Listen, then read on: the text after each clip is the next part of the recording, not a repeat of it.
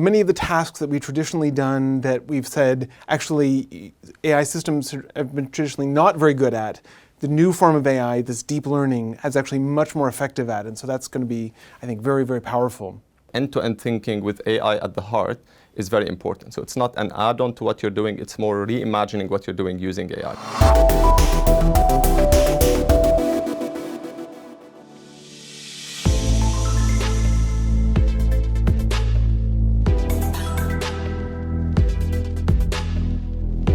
Today we are discussing a very crucial topic, AI, AGI, and the future of tech. We will be discussing everything from data integration to global collaboration. To provide strategic insights and guidance, we have two esteemed experts in the room today. From BCG, we have Faisal Hamady, and from MIT, we have Thompson. Let's start with Faisal. So from your perspective, Faisal, what is the role that you see AI? Where does it go in the next 10 years? Look, I think AI is at a very interesting point today. There's a significant market opportunity. Estimates vary between $1 to $2 trillion by 2030, with a significant economic impact as well. $15 trillion by 2030 is the current estimate, give or take.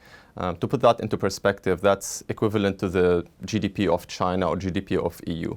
So there's a significant opportunity both in terms of the market size and also the economic opportunity. Now, where would that come from?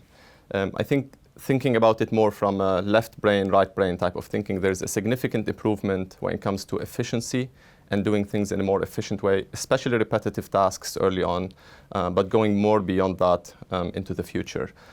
Things like drug discovery, optimization of transport routes, deliveries, and so on. There's a second aspect, which is the creativity that AI brings into play.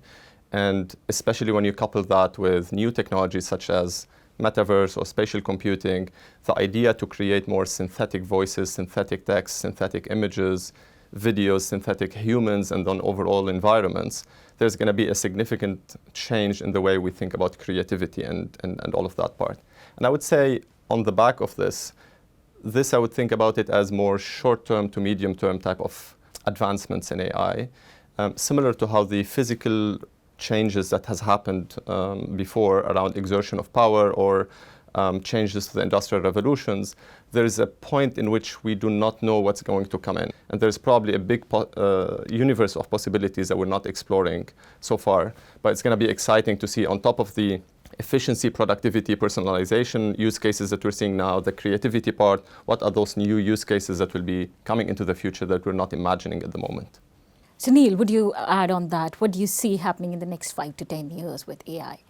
So I think it's certainly going to be a very exciting time. There's no question about that. I think what we're likely to see over the next little while is, over the short run, many of the tasks that we've traditionally done that we've said actually AI systems have been traditionally not very good at, the new form of AI, this deep learning, is actually much more effective at. And so that's going to be, I think, very, very powerful. That's going to mean that a bunch of jobs are going to be automated. And as Faisal was already saying, I think we're going to see a huge number of new tasks being done, new jobs being created. I think that's going to be very exciting. So that's something that you also talk about in your new AI task, automation model, right? Which you co-authored. Could you just explain to us what's new in this model? Absolutely. So traditionally, when people think about AI automation, they've often had to think about it from the point of view of saying, well, what does AI do, and what do humans do, and how do those potentially match up? And so typically what they would say is something like, well, we know that there's been a lot of progress in, for example, computer vision. So computers looking at pictures, looking at videos, and being able to interpret them. And we say, oh, well, if we take a look at the tasks that humans do, where they're looking at images, we think that maybe those could be automated. If you do those kind of estimates, you get to very, very high percentages of human tasks that could actually be automated by AI today. And so that might be initially very worrisome. And what I think, however, what we can say, though, is that some of these things, it's true that you could imagine having an AI system do such a thing, but you might not actually want to. The cost of building that system, maintaining it, training it the right way, all of those things might be much more expensive than having a human do it. Yeah. And so in the work that we did, what we actually did was break that apart, and we said, okay, well, if we take into account all of those costs that Faisal was dealing with every day implementing projects, right? and you actually look at it, you can see that in some cases you really don't want to do it. And what we find is that of that very large set of tasks that could potentially be automated, we find that only about 20 to 25% of them are attractive today to automate. And so what I think that means in practice for most organizations right now is that there's going to be initially a big flurry of automation that's going to happen, because in that automation that it is happening, there are a whole bunch of things that are attractive right today. And then after that, there's going to be this more gradual rollout that's going to happen, because at that point, sort of those initial tasks are already done, and now the remaining tasks, they will become attractive as our chips get better, as our algorithms get better, and as our data gets better, but all of those things will take time. And so there will be that second phase will happen in a more gradual point. Faisal, do you agree that there should be a gradual adoption across industries when it comes to AI? Look, for sure, I very much agree with Neil also on the fragmentation of how the models will evolve and how the different algorithms will look like. Definitely cost is one of them. What are the things that you'd want the AI models to look at? Because that might be costly, both from developing models, deploying models, but also the cost of computation and the running of infrastructure. There's a second aspect of this around what are the applications and what do you actually need from those applications. Sometimes deploying things at the edge with user devices that might require much quicker latency, but with less about centralized intelligence or limited proprietary data or proprietary models, that might be one model. Another model might be bigger centralized versions where it's about more proprietary data. You might be looking a little bit into background computing and so on. I think similarly to the software industry, how that evolves with time, it would be very hybrid, very heterogeneous. There will be probably, and this is all speculation, right, at this moment in time, but our view is that there will be a proliferation of models. Some models are big and heavy and require much more computation. Some models will be very specific and very small and deployed at edge devices, and some others will be maybe AI agents that are doing specific tasks at a specific instance in time or a specific situation, right? And I think if you think about this in a proliferation of models, a combination of small and big, a combination of closed source and open source, a combination of domain specific but also foundational, I think that's where the trend is going, and we're very excited to see how can you look into all of that complexity and deploy it back into your business. Okay, so when you talk about AI right now at this stage, data integration is something that is a challenge for most of the companies today. Do you have any strategies that you recommend to organizations to overcome these challenges? Look, I mean, today organizations, I would say, are challenged with three main things based on the work that we've done with a number of them. I think number one is having an end-to-end solution incorporating AI. So all the way from vision and business strategy, cascading this down to the business units with individual targets, plans, and cascading that further into the processes that the company is running, right? So that end-to-end thinking with AI at the heart is very important. So it's not an add-on to what you're doing, it's more reimagining what you're doing using AI. So that's number one. I would say the second thing about that is how do you deploy that at scale?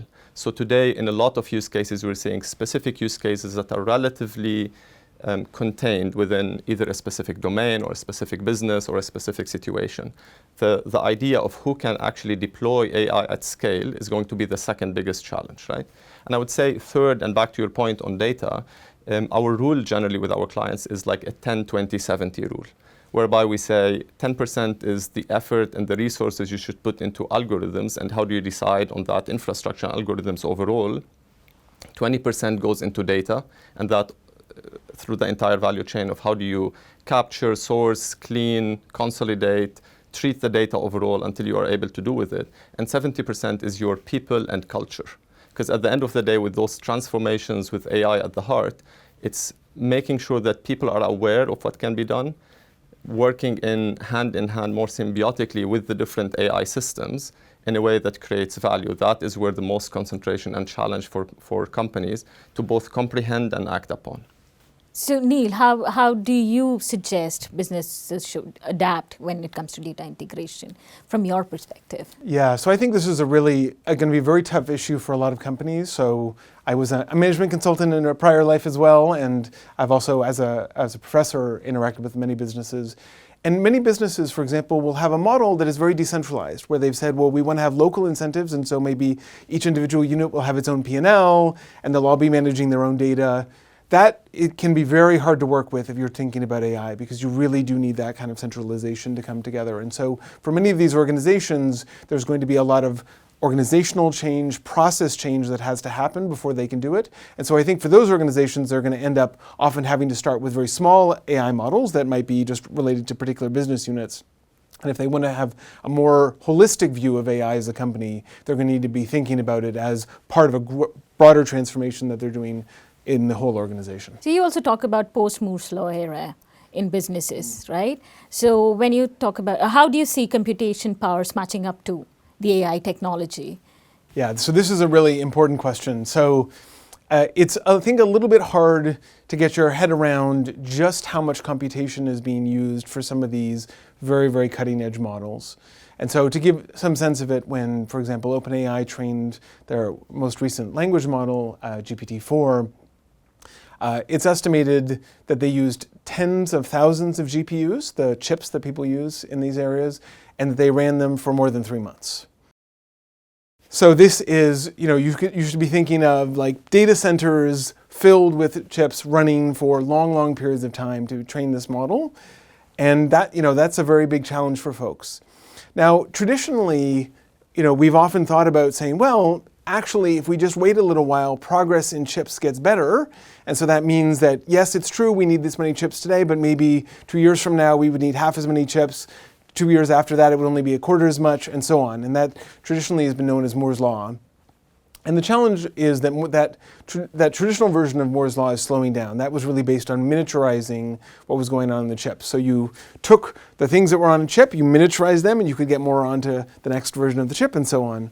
So that miniaturization, unfortunately, we're really very, very close to the end already with that. So now you say that we have to work from top to bottom? Yes, that's right. That's exactly. So now we have to say, well, okay, if we can't get it from miniaturizing, we can still say there are a whole bunch of things that sit above that. So there's the actual design of the chip. And so NVIDIA, for example, has been very successful in designing new specialized chips that do things.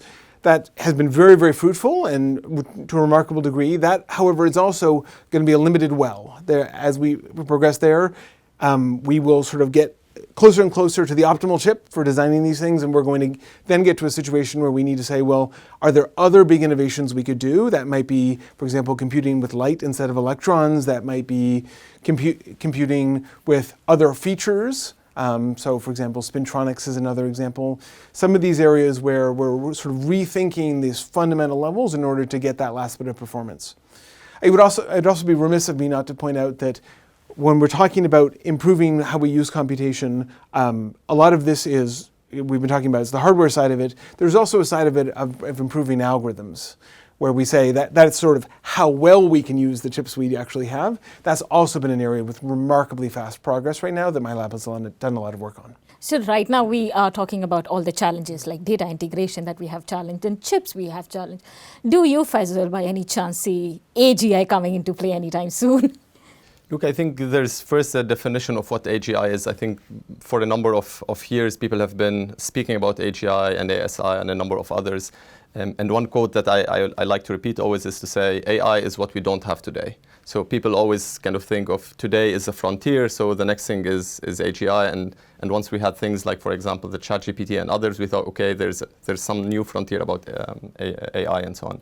And I think that's an interesting thought to think, how much are we pushing the frontier and what would that AGI look like? There's quite a bit of thinking about that would mimic human behavior and have other features that current AI systems do not have. To some extent, you can see that in specific fields, right? So in math exams or some computerized exams, the current AI systems are already performing as much, if not more, than humans in others, right? I think the interesting part to look for is, as you take that forward, what would that look like from moving beyond like what we started earlier into the physical, let's say, acceleration of human potential, which was more industrial revolutions, today to where we are into accelerating the intelligence. Is the next era about more intelligence, or is it about additional aspects added to intelligence? Those could be about emotions and empathy, could be about consciousness, could be about reasoning and intuition, right? So the more we push into that, what would that next era be? I personally am not sure what would that look like? But I can say it's not going to be only more of the same. It's going to be more, but also added more layers of things that we just spoke about as well. So another challenge that we see right now is everything happens in silos, right?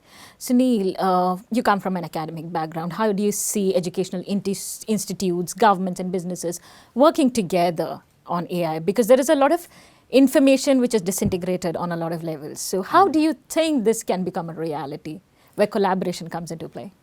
Yeah, so I think particularly traditionally, you definitely do see innovation happening, and the U.S. government and many others have taken a lot of steps to try and to get that integration to be as good as possible. I think what we do see with AI, though, is that this is just moving so fast that they're already, people are reaching out in a way that is sort of unprecedented. And so we, for example, we wrote an article a little while ago where we documented just the enormous amount of collaboration on papers, for example, that is already happening between academia and industry, the enormous number of scientists from academia that are being hired by industry. And so, if anything, this may be a little bit of a challenge for us in academia, because in fact we're having a bit of a brain drain in some of our areas.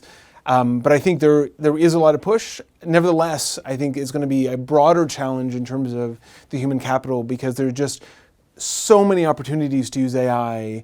And even though we are, of course, training them people as fast as we can, there's going to be much more demand than there is supply for the next little while. And so I think it's going to be quite a wild west of human capital, and I imagine we will still see these very high salaries that we've been seeing for a while. But I am confident that that integration that we are seeing between industry and academia will continue for a while yet. I wanted to know from you specifically with Middle East, what challenges do you see when it comes to collaboration? Look, in the Middle East specifically, there is no, I would say, lack of ambition when it comes to technology and innovation, and specifically in the areas of AI. I think there's a number of countries within the Middle East that are at the forefront of thinking, where do we take that technology forward, and where does that technology take us going forward, especially in the context of diversifying from our traditional economies based on resources, based on oil and gas and others. I think there are a number of comparative advantages that the region has in terms of being able to push that agenda. We spoke about the centralization or the relative centralization of decision-making and access to data from the policymakers. So that's definitely one advantage, to have the intent at the policymaker to push that agenda in a centralized view, and also on the other side, be able to capture the different data streams that are coming from the various sectors to be able to consolidate that. The second aspect is about proprietary data, be it in fields of oil and gas, in healthcare, and others. There is specific data sets that the region as a whole has a hold of, that can be used to develop specialized models that are domain specific and might be used in other places for, say, resource extraction, scanning for resources, and so on. And on top of that, there is a number of things such as access to cheap energy today, which is a significant challenge, as you spoke earlier, around how to run the computational clusters to fuel that modeling, both from training and then later on from reactions to them. And then also in the future, with renewable energies coming into play, there are specific spots in the region, in the north of Saudi Arabia or in the south of the Arabian Peninsula, which are very well suited naturally, both from the flows of wind, from the exposure to sun and so on, to be much more cheaper and competitive on a global scale when it comes to renewables. So there's a number of advantages that the region has. I think the challenges continue to be about the concentration of ideas and talent specifically.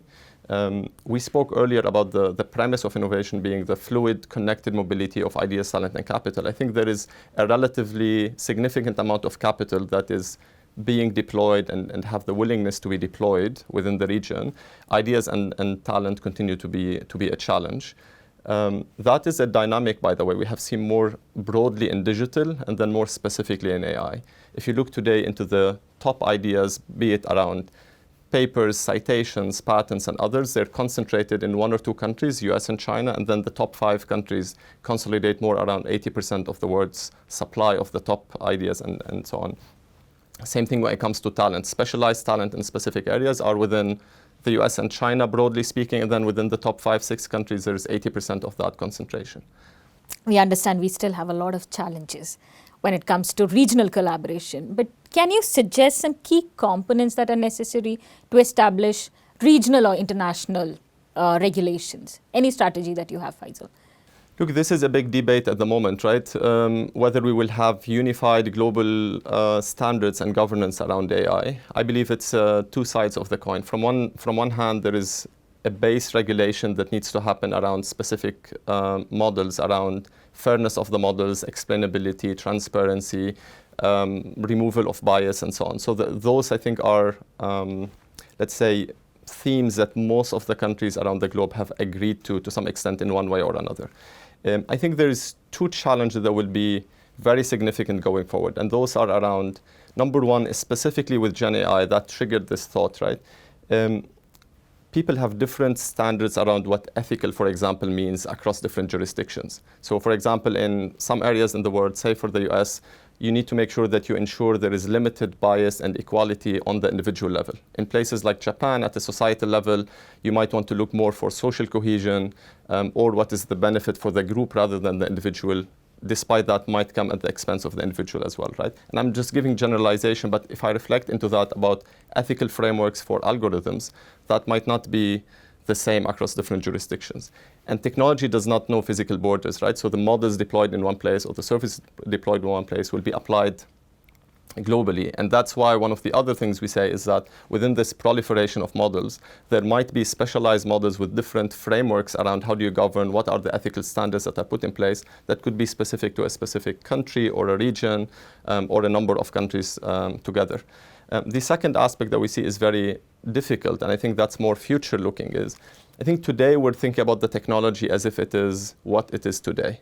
So a number of models, a number of companies being driving these, and a number of services being using AI.